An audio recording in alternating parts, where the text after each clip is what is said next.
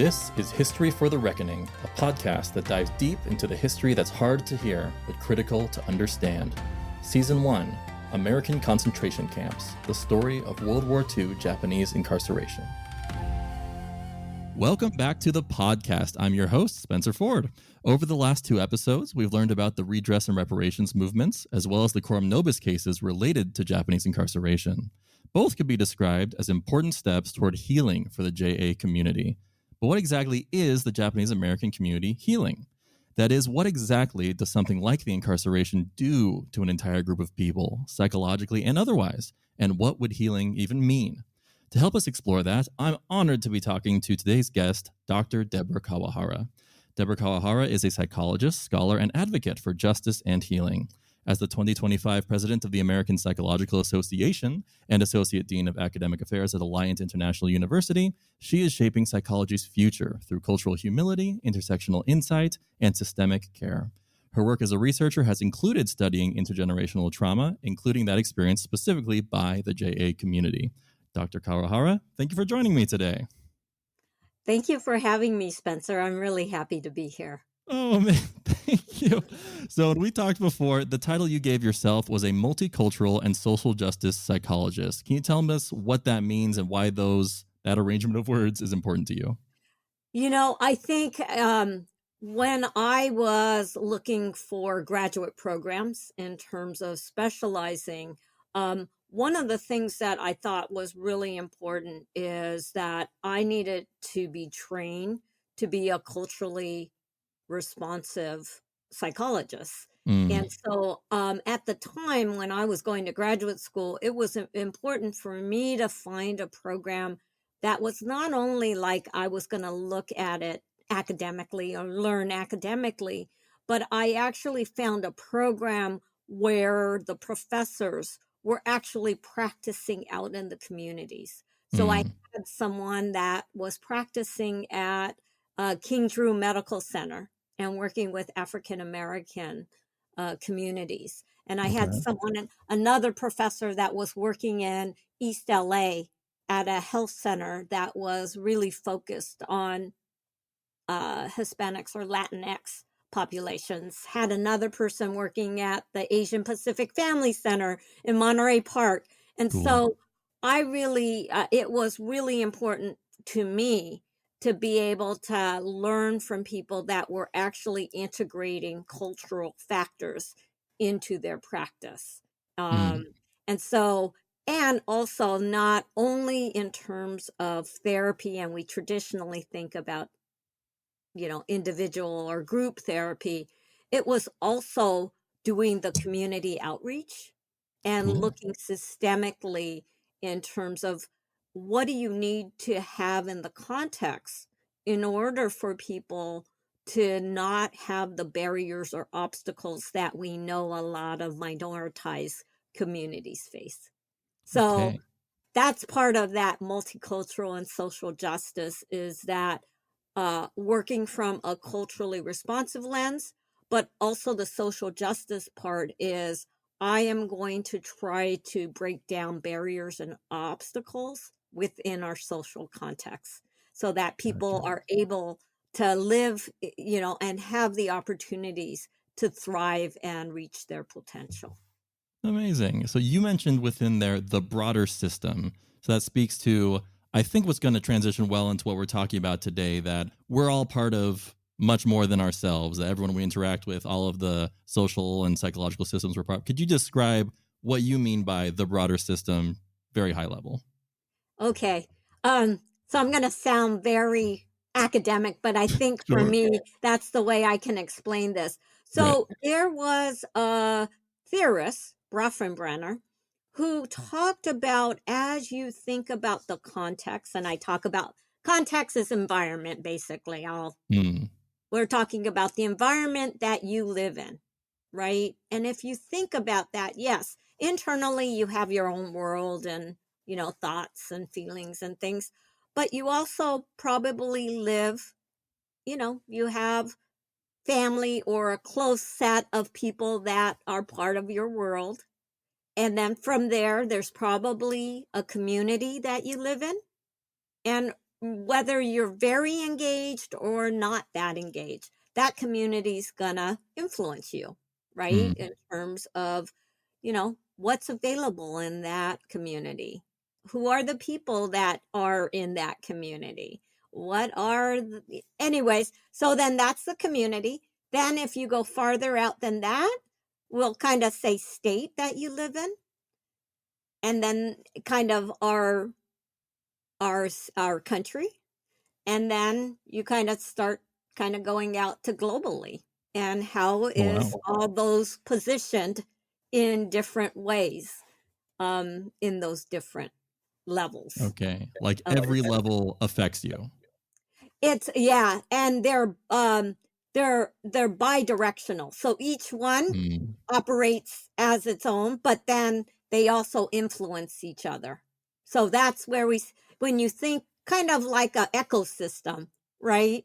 okay. It's like it's going to be the whole system that you're thinking about, and that system is influenced by many factors and many Mm. influences, right? That then are going to impact, let's say, the individual animals or the plants, right? Yeah. So today we're talking about the influence on an entire community of something that happened at the state level. Uh, I almost feel like when people talk about intergenerational trauma, they talk about the group that was affected as though it was an organism. I guess, Hmm. how would you describe the group as all of Japanese and Japanese Americans that experienced this trauma? How can we, I don't know, conceptualize that? I think that's an interesting question, because I think, oftentimes what when it's written about or talked about, we kind of just lump everyone together. And Mm, we know that there were people who weren't incarcerated. um like my parents were in Japan, but they still had certain things that were happening. They were 11 years old.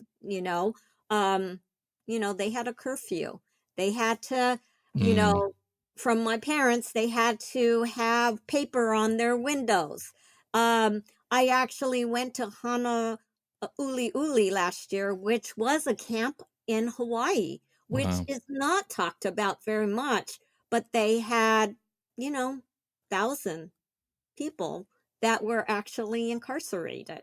Um, so you have a group that wasn't incarcerated, but still was impacted by what was Sure. going on during the time, right? You also had people that decided either to go back to Japan or decided to move to other places so that they wouldn't be incarcerated. Of course, Right. that up just picking up and moving is impacting you, right? But there's also the concept. So, and then you have the the incarcerees who actually live through incarceration or Right. imprisonment, right? So when you talk about this group, I think it has affected the community, even if that person was not actually incarcerated. Because if I mean, I think there's the thought that, when we saw different things happening, whether it was Asian hate or George Floyd murder, or, you know targeting, at in Texas, where they targeted at Walmart Hispanic or Latino. Sure. As a person of color, it raises your awareness that, okay, am I safe? Is this going to be kind of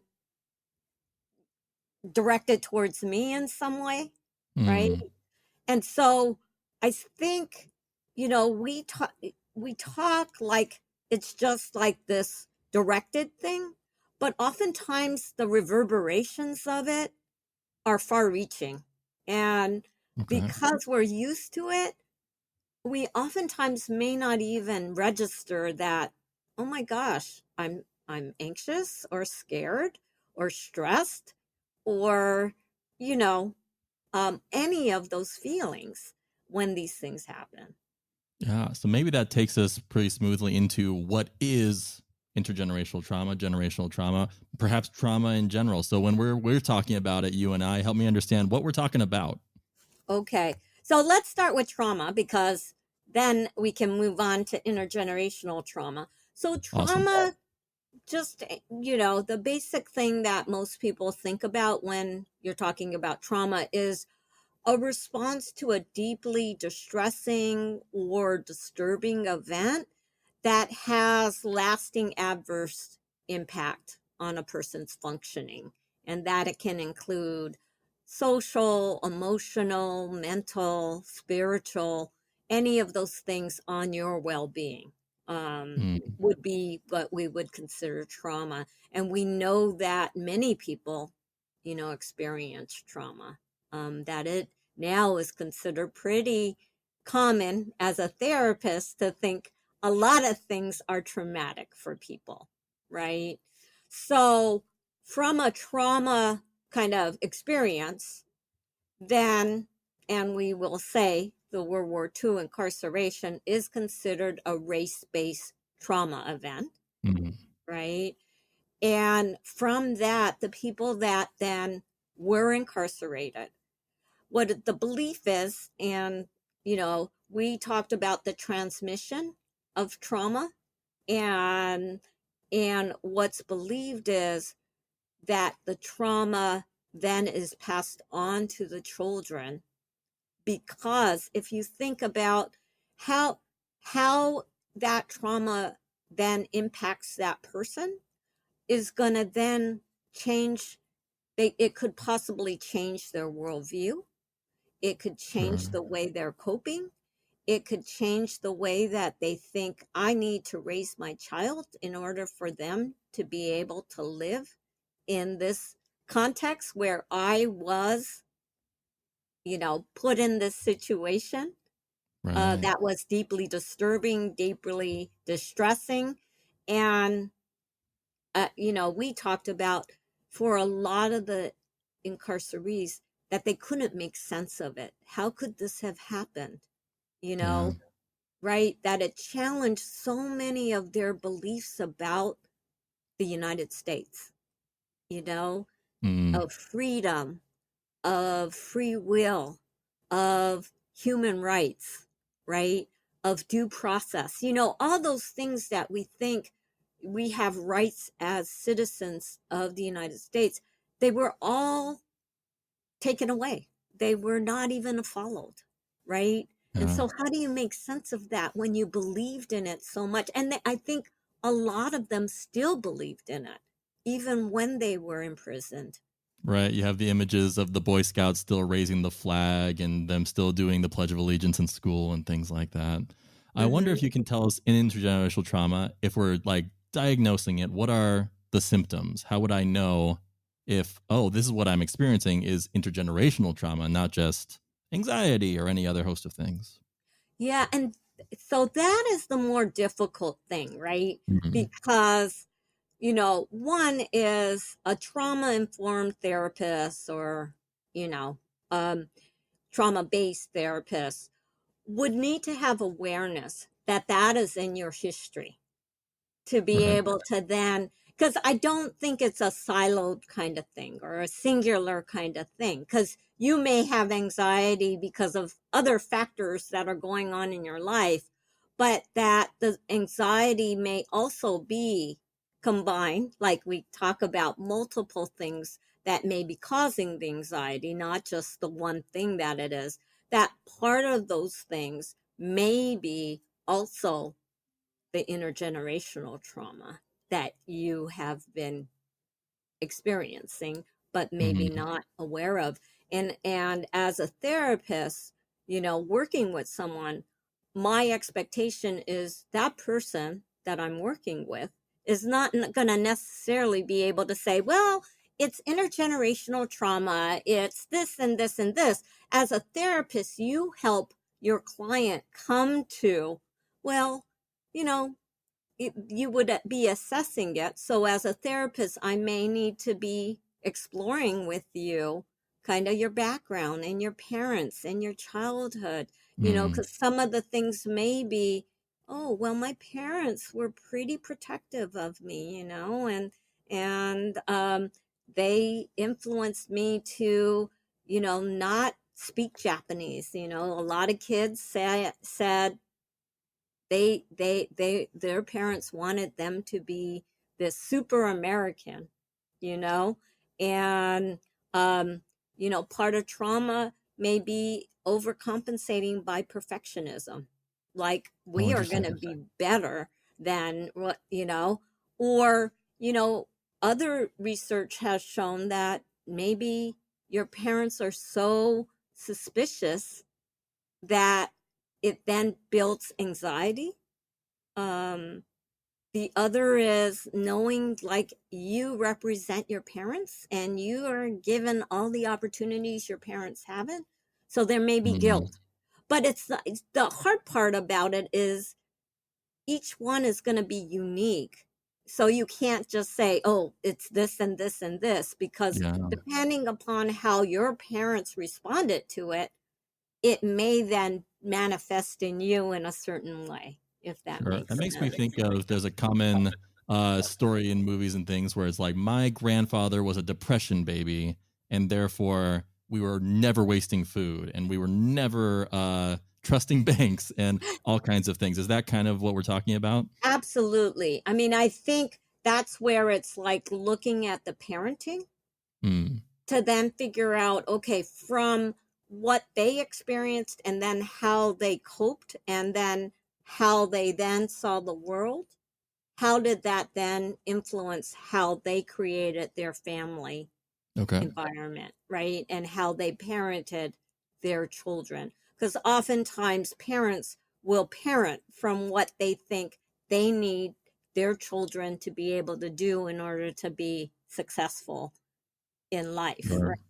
And so that's where you're going to see that transmission possibly then manifesting in the outcome of what the kids kind of do. Yeah, interesting. One thing you point out in the middle there was we have to be high performers, high achievers, perhaps as a response. So I'm wondering, specific to the JA community that we're talking about today, if you feel like the benevolent racism of all other groups toward Japanese Americans is incredibly high achievers, good at math, perhaps, if maybe some embracing and characterizing ourselves as these stereotypes is related to a generational response.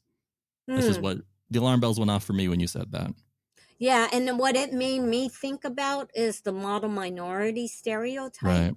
of Asians just in general, but that fitting into that stereotype, right? And some of the research, what it shows is, so I'm trying to connect everything.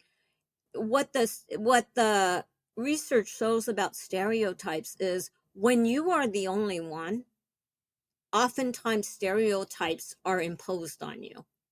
And Mm, when you don't fit those stereotypes, you then get a backlash of why aren't you fitting in, what, or, you know, um, that you're seen as what, this anomaly, like, why aren't you like this? And oftentimes those stereotypes are used because the other person doesn't have actual information or doesn't just see you as the person that you are so they're filling in their gaps with the stereotypes. sure. um you know and so I think it's that model minority puts Asians and Japanese Americans in particular in kind of this bind, because one, um oftentimes people will talk about that pitting us against other minoritized communities because it's used as, well, why can't you just be like them? They're successful even if they had these adversities, right? But at Right. the same time, we know within our community there's a diversity, right? And so there are people who are struggling or aren't that A student or, don't fit in the conventional box. And oftentimes they're excluded or Mm. You know what I mean? And it's like, we can't forget about, and we have to be inclusive. And our community is more complex and diverse than Right. that stereotype. Yeah, we've mentioned particularly family passing down their traumas. So, like, my father experienced this kind of thing, so he taught me to do a certain thing, et cetera, et cetera. At what other levels might a trauma be passed on? So, I'm wondering if at the community organization level, at the state level, all kinds of things. Yeah, so I think at the community level, I think, you know, and I'll use the Japanese American community. I think it was the community also needing to figure out how do they represent themselves within the larger society, right? Mhm. And we know, when we look at history, what is known is that even within the community, there was tension between those who said, let's work with the government and kind of try to, you know, do what they're asking. And then there were others that were saying, why are you doing that? This is so Yeah. wrong, So we've right? talked a lot in previous episodes about the no-nos and the yes-yeses from the loyalty questionnaire. Yeah, Ex- absolutely. exactly. And so I think even within the community, it was like needing to heal both what they experienced from the imprisonment, but also the conflict that within the community, I think, you know, um, was really strong, the conflict that was going on. I mean, I even know for my father in law, he actually still, it's like, looks at the the JCL, and that it was like they were for us being imprisoned, and he didn't Right. think that that was right. And so, these get carried for lifetimes, and so as a community, it's like healing from that, right?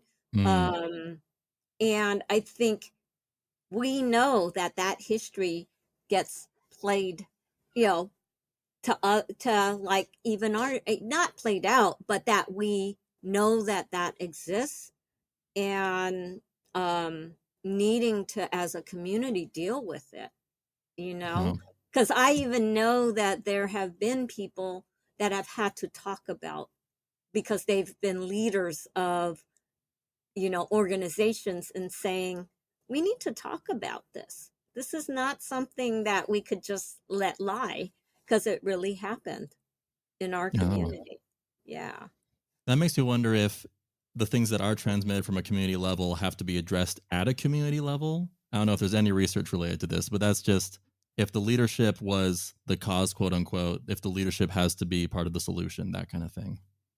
Yeah, that's an interesting question. I, I think part of it is process. So it's not going to be, that community's going to have to, in their own way, figure out how do we walk together in order to uh, work through, I guess, is the best way that I could say, to a resolution of this. And Yeah. it may be that it's not like you end up getting to an end goal, that it'll be something that you will have to continuously do, as Yeah. time goes on. Yeah. I wonder if, as someone who has like a Venn diagram of cultural background, where you had a Japanese family that moved to America and then this Japanese American family, what things have you noticed from your semi outsider perspective coming into this family culture that said to you intergenerational trauma is probably at play? One of the things I think growing up, so I grew up in a pretty um a more heavily populated area of Japanese Americans. So I grew up in Gardena, in Mm. California. If people are familiar with that, it's in the Los Angeles city area, and there's a large Japanese American population. But there was an observation, like the kids that had parents who were incarcerated and the kids that didn't. And this was observational, so it wasn't like a research Totally. study. But some of the things that were talked about is the ones that had parents, they seem to be quieter, like not bring attention Oh, to them, that they kind of followed, that they were pretty law-abiding stand-up citizens. They were good student. They just didn't cause a lot of problems. Not that but I think the other ones were probably more talkative, more like it was okay to do, um so it was interesting because even then you kind of started seeing differences, like those that were from what we call the mainland and those that weren't kind of mm, that. Um, and just noticing the differences, that is so so even as interesting. kids, right?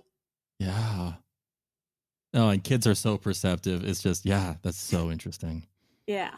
So let's get into the actual research in your Okay. field. Perhaps as a history lesson, when did your field, that's field being intergenerational trauma, the whole study of it, when did that emerge? In my mind, I'm drawn to thoughts of just post World War II with the Holocaust, particularly. But I Uh-huh. wonder if you can tell us a little bit more. Yeah. So, when I was in graduate school, so this was in the early 90s, I came across a newspaper clipping, and then I actually looked more into it about research that was being done by Dr. Donna Nagata. Okay. Um, and, it was called the Sansei Legacy Project. And what she was doing was she was looking at the children of incarcerees and trying to see what impact did the incarceration have on these children. And so when I saw that, it's like, wow, I hadn't heard about this. And so I started pursuing it as my graduate study research Wow. project. Yeah, but she really was the one that kind of I see as the pioneer in this area and Awesome. kind of the foremost researcher in this area, at least psychologically. Mm, And so what she did is she really just surveyed these children of incarcerees to see what their experiences were. And some of the things that she came up with was the silence around the incarcerations, that parents didn't talk about it. And if they did, it was only a reference point, like, oh, I knew him in camp, or we ate that in camp. So those kind of things, but mm. never about the experience. Um, she talked about avoidant communication, where they just wouldn't talk about it, even if they were being asked, you know. Are you Um, saying the parents or even the children wouldn't? the Okay. parents. And I think part of what they knew is their parents went through something pretty horrific or pretty significant, but they knew that their parents didn't want to talk about it. And so Mm, they didn't cross that line. But what it did then is it caused identity confusion for them because they couldn't, that was one piece of, their right. parents that they couldn't learn about, right? And so it's kind of like, okay, I don't know what this is, but I know that my parents don't want to talk about it, you know?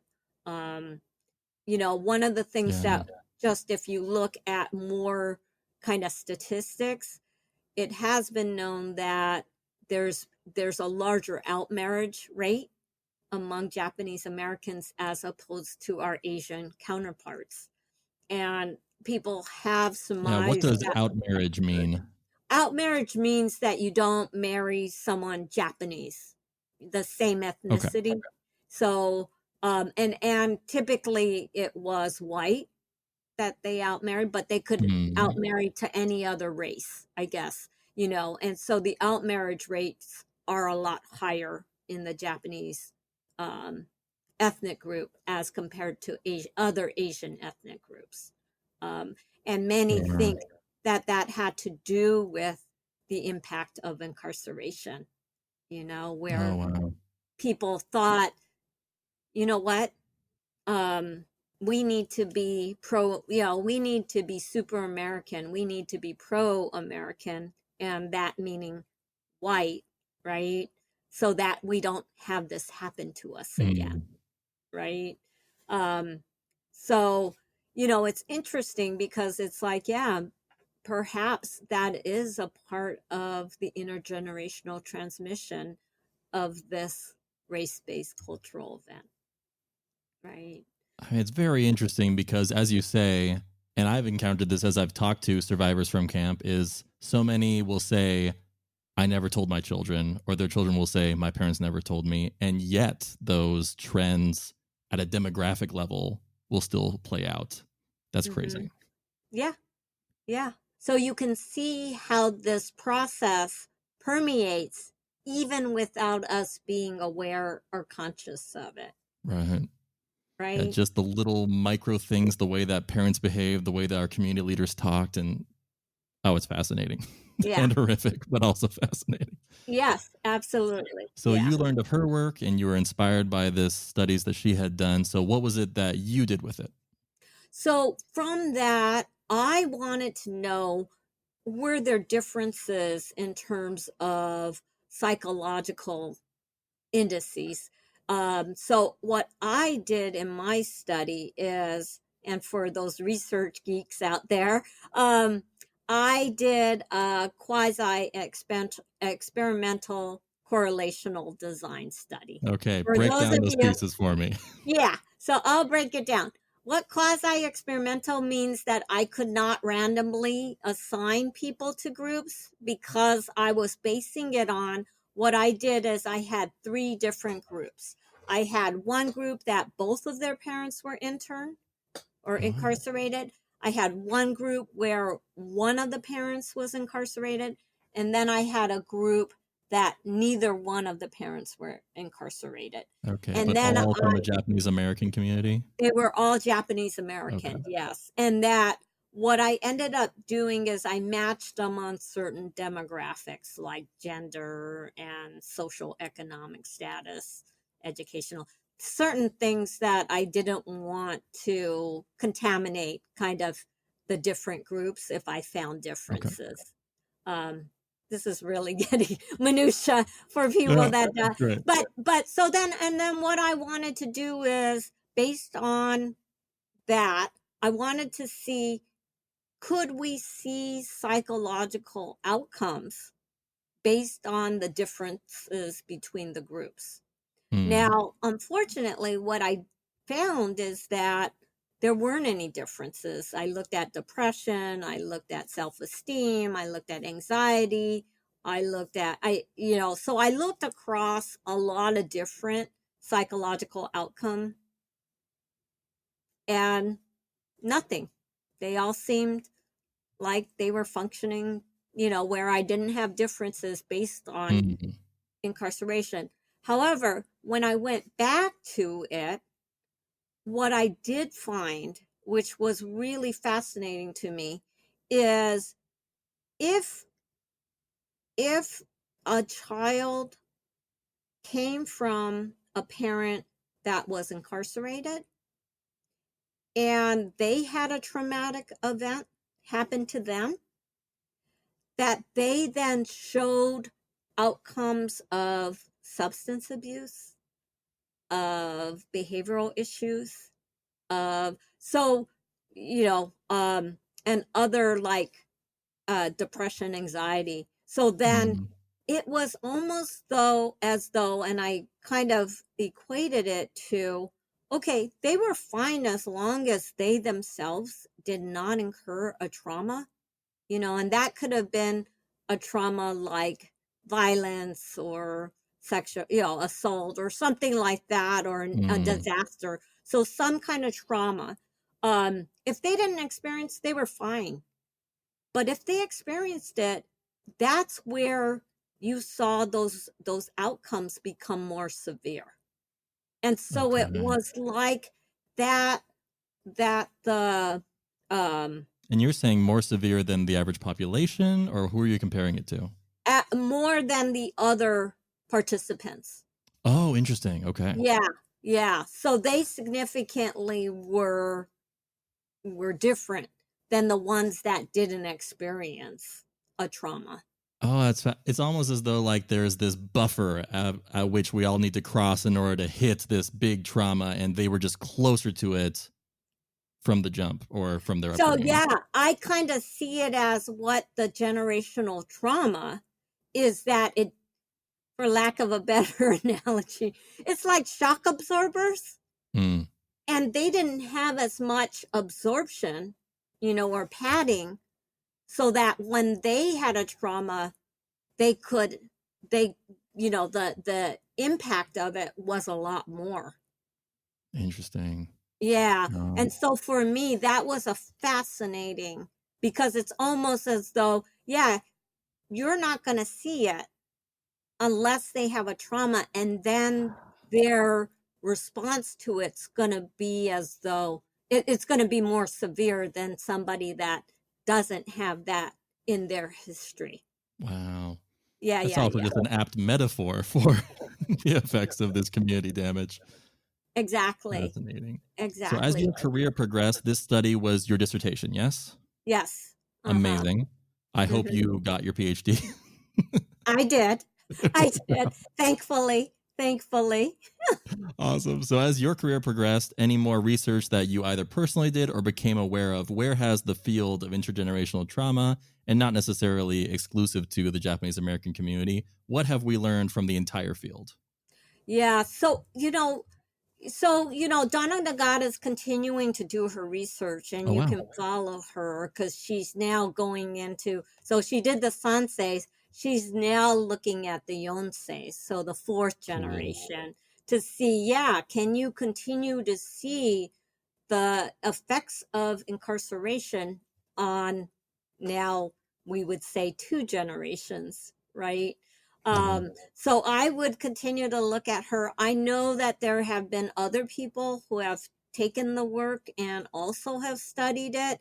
And I think in my field, psychology, people and other social sciences, this is becoming pretty big of an area that people are interested in. So, Okay. with African Americans or Black Americans, slavery, and what is the impact psychologically on Mm. them and the communities. Um, American Indians or indigenous people are also looking at it, and um, so there's the soul wound, or historical trauma that's talked about. um so, and we can't forget the Holocaust, because really for me that was a basis of supporting my research, in Right. terms of when you're looking at previous research that has been done. And really, the one area that the Holocaust, they're looking at epigenetics, which means that within your body, they're starting to find genetics that are changed because of race-based cultural trauma. Whoa. Literally Yeah, your DNA. exactly. So that really shows that, no, this is not, it's not a made up phenomenon, or, that Yeah. physiologically they are now starting to be able to show the impact of it. Yeah. So I hope that our listeners will do their own research as well, because this is an emerging field of study and there are many things that'll be coming out in coming years. I wonder if, speaking to the JA experience again, if there are other, you mentioned this correlate of out marriage is an interesting just demographic phenomena within the community. Are you aware of any other things that are kind of novel about the JA community in relation to maybe other Asian groups or the American populace at large? Mm, I'm trying to think if there is anything. I mean, I think what's interesting is we are reducing in number. We're like, What? you know, well, I mean, in terms of our, we used to be pretty populating the United States, right? I Mm, think now we're like the seventh in terms of ethnic groups within the United States, you interesting. know? Yeah, and I don't know if that is a function of Like literally birth incarceration. rate might be lower. Exactly. Wow. Exactly. Or I don't know, because a percentage is immigration, and we know in Japan, the population in Japan is reducing as Right. well. And so I don't know if it is, but it is interesting because other groups are, we're supposed to be like the largest racial group that's growing, and we seem like we're contracting. Um, so I don't know. Interesting. I Yeah, don't know. maybe.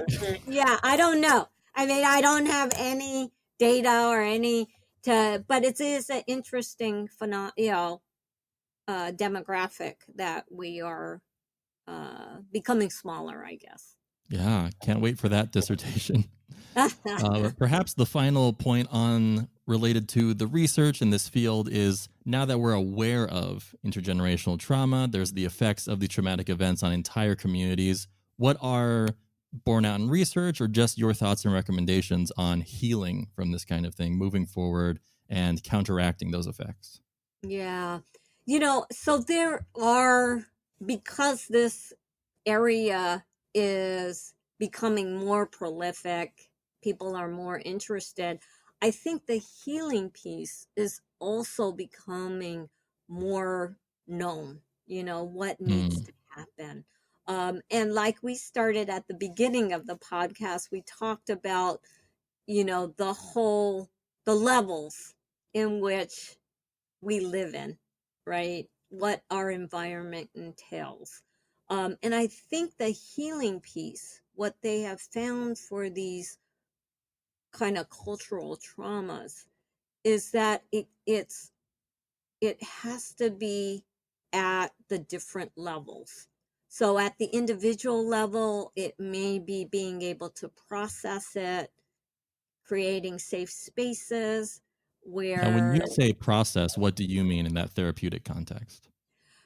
so I mean, it can be in different ways because I Okay. think we all kind of work through things differently. So process is, how do you then um, resolve any of the distress or the disturbance that the trauma has caused you, Okay. and the adverse effects. And, processing can be talking about it. Processing can be, a lot has been done now with somatic, Okay. What does that mean? with your body. Mm. Um, that oftentimes people will talk about the trauma being kind of caught in your body and that Oh, needing to work the trauma out. And so it may not necessarily be through verbal, that you may do it through more physical movement. Um, I know people have talked about the arts as a wonderful way mm. of working it through, you know?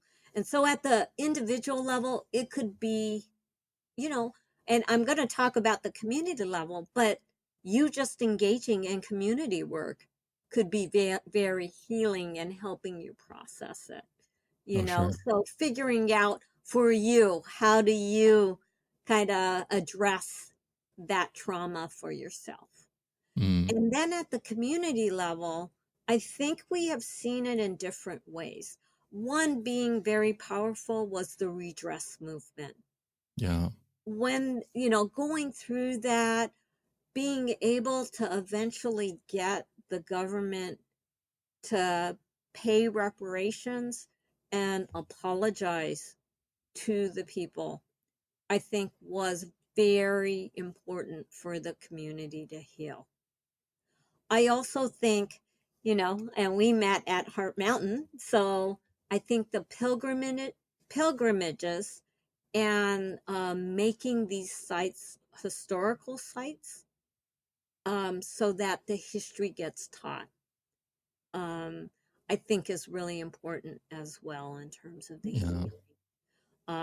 The projects in terms of getting oral histories, so that the collection of the experiences of these is also Yeah.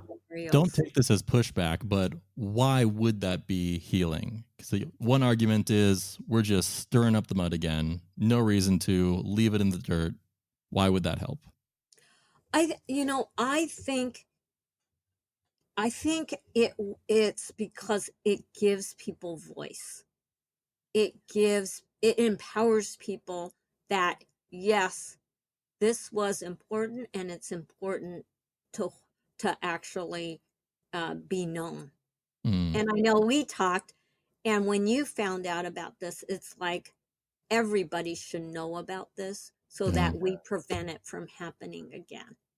And so, yes, I mean, I think the conversation about, our history, there are things that we should feel uncomfortable about. And we're uncomfortable because they shouldn't have happened. And we need to learn from it so that it doesn't happen again. I think the saying never again, that is part of that community side, because it's like, I think a lot of the incarcerees thought if we sacrifice and get incarcerated, that we hope that then future generations do not have to bear this ever again. And so I think that's where, people may not want this to be known as part of the history, but we know that history needs to be known so that we hopefully prevent that from happening again. Yeah. So I wonder if you have any more takeaways, because you've kind of been doing an amazing job giving us this great button for the end of the episode. But as people learn about your research, Dr. Nagata's research, any other pieces around intergenerational trauma, what do you hope that they take away from it? How do you hope it changes them? I think when we think about intergenerational trauma, I think it's important that we also talk about resilience. So it doesn't sound just all negative or deficit. Right. I think, and I talked about my in-laws, to have heard what they went through and the resilience and the strength that they had to have. And people were courageous and they were really strong. And I think I would say I would want that as a takeaway too. Yeah. Well, thank you so much for your time, Dr. Kawahara. Your expertise is invaluable, so thank you for sharing it. And thank you so much for having done that work so that it could even be shared today. Thank you for having me. Season 1 of History for the Reckoning is made possible by support from the JACL Mount Olympus chapter, as well as generous financial support from the Takahashi Family Foundation and the JA Community Foundation. The music was produced by Patrick Coffin. If you want to support the show, follow us on Instagram at History for the Reckoning.